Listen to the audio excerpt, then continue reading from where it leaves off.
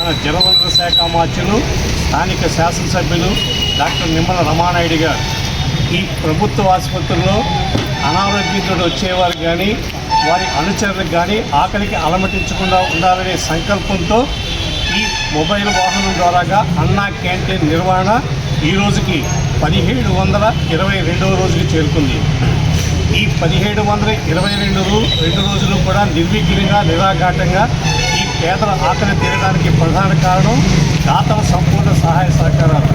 ఈ రోజున ఈ పేదల ఆకలి తీర్చేటువంటి దాత కీర్తిశేషులు పీతల వరప్రసాద్ గారి జ్ఞాపకార్థం వారి కుమార్తె మాజీ మంత్రివర్యులు ఈ రోజున రాష్ట్ర మహిళా సహకార ఆర్థిక కార్పొరేషన్ చైర్మన్ పీతల సుజాత గారు మరియు వారి కుటుంబ సభ్యులు ప్రసాద్ గారిపై ప్రేమతో ఈ రోజున ఈ కార్యక్రమాన్ని ఏర్పాటు చేశారు.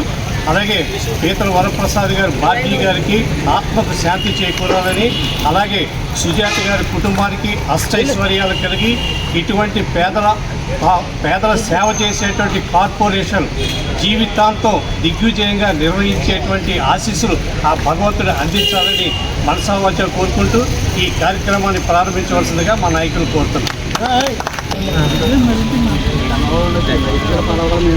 ఓకే.